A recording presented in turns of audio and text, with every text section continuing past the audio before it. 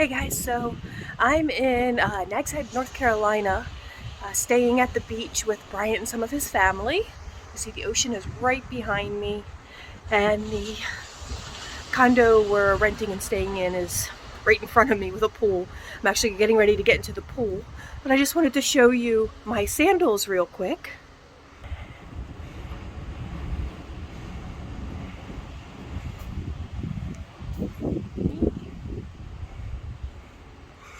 So I did finally decorate my second pair of those skull sandals. I'm actually considering getting a third pair because they have this blue, like metallic duochrome looking pair that I think I really want as well. And they're only like, you know, $7 or $8. And and like the ones I just decorated, those were the ones I got that special deal on. These were only like $3 or $4, which is crazy. But I did film decorating one of them so I can show you guys how I did it. So that's the footage you're going to see next, and I'm going to enjoy my weekend at the beach, and I will talk to you all next week. Bye-bye.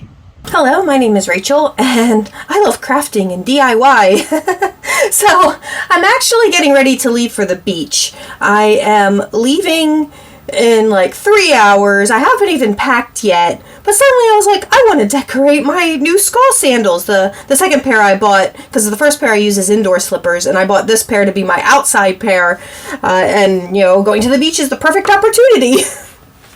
So I decorated one, and then I remembered, oh yeah, I told you guys that I would share doing this with you. So we're going to do the second one here on camera. Hopefully I can get this in frame properly, because like the way I was doing it before, yeah, I wasn't restricted by this type of area, but we'll see what happens. So I just want to show you here, like this first spike, it might seem like it's up a little far in the front, and the reason for that is initially I had wanted to put these little skull studs right here in the center, but the problem with that is I don't know where it went, but the way these work is there's this little metal post that you put in the back, and then you take this tool and you put it like this into that little metal post, and then you take a hammer and you slam it down, and it like goes into there and locks it in place. But because of the nature of the shoe, when I attempted to do that, I couldn't get a good angle under here because, you know, this tool is pretty long, and then trying to get the hammer in there. So all I did was destroy the little metal peg, which I've lost. It's around here somewhere.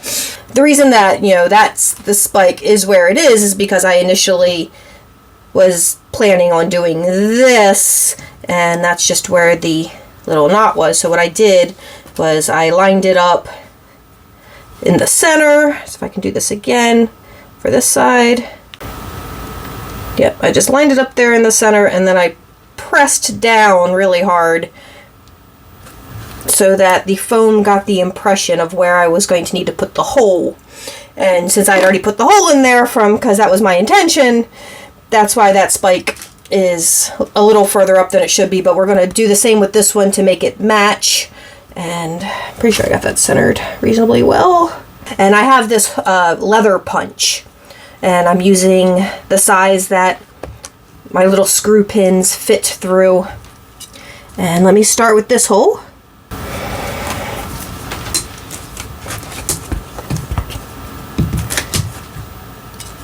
And then if it doesn't come out completely, then I just go to the bottom and just pull that right out. Sometimes it does stay in here and I can pull it out of here, and then for the next two holes, I actually used these little indents as my guide, and I just put them at the very end of those indents. So that's why they're, you know, a little further back there. And we're just going to do that now too.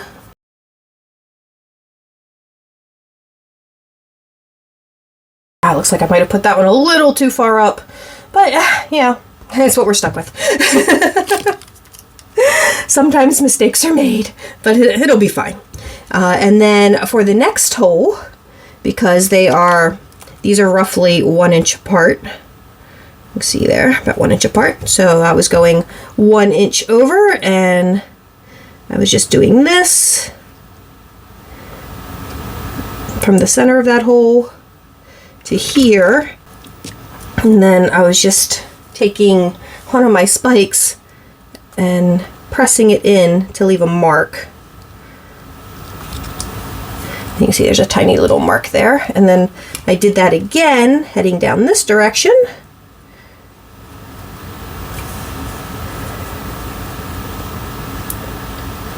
Right there. So then I have those holes to be punched, and then we do the same thing over here. See, those two are about the same distance, that direction from the edge. And got those and those. So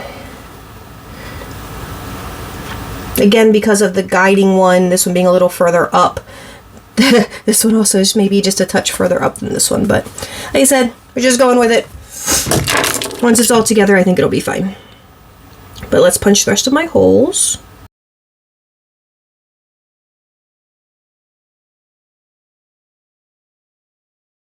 All right, so next we're going to put in our, screw on our little studs and door knocker thingies. So start with the center one. The center one is actually the hardest one to do because I did put it so far up. It's actually thicker there, so it takes a lot of squeezing to be able to get the stud screw up enough to get your screw on there, or your stud on there, your spike. I've got the little spike. It does squeeze down far enough for you to be able to do that. It's just so thick, it's hard to get it to squeeze down far enough. Let's be careful not to rip the hole larger so that the back of the stud will fall out. And then I have the mini screwdriver because these are Phillips, these are flatheads, and I have a mini screwdriver of each. Where did I put my flathead screwdriver? Here it is. They're part of this hammer set. They actually go into the back of the hammer. Hammer was what I was trying to use earlier for that one stud that didn't work out for me. But so we're just going to use that. And we can just tighten that up a little. But again, you do have to be careful because you can see how far it's digging in there and you don't want it to rip through. So that should be good enough there. And then we're just going to do the same with the next ones.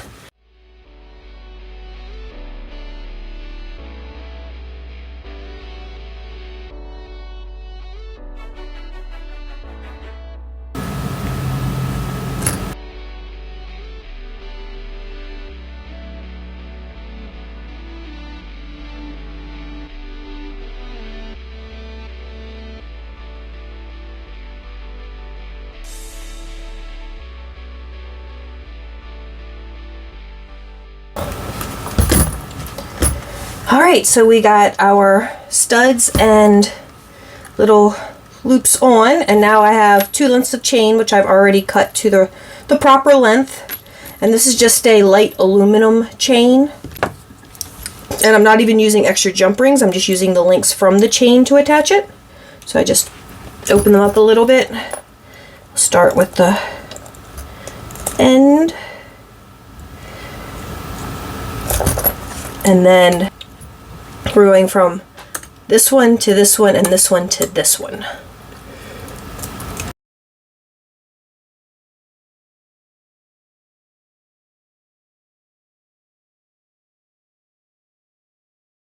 And there we go. We have completed the shoe. So I have decorated my slides. Now they actually sell a pair that already have like spikes and chains on them, but they're only in men's sizes, so the smallest size was too big for me, which is why I went ahead and got these and decorated myself. And of course, if you want to do this yourself, plus it's like they were like half the price, but I already had all the metal on hand, so I didn't have to pay anything extra. But if you had to pay everything, it would probably come to about the same price as getting the ones that were already done, if those would actually fit you. But I mean, you can do whatever you want. You could add more chain, you could add more spikes, you could, do a different configuration. If you could find some of those little, like if they made little skull ones like this but with a screw back, that would be awesome. Because these, unfortunately, because of the way you got to get under here, you really need a screw back. You can't really use the type that you have to hammer. But, oh, I pulled out an extra an extra stud. Okay, but anyway, that's how I decorated my shoes. And thank you guys so much for watching. If you did enjoy this video, please give it a thumbs up. If you didn't enjoy the video, of course, you can give me a thumbs down, and please tell me all about it in the comments below. And please subscribe to the channel. And I hope everyone is just staying happy, healthy, and safe in this incredibly crazy world we're living in. And I will talk to you all soon. Bye-bye.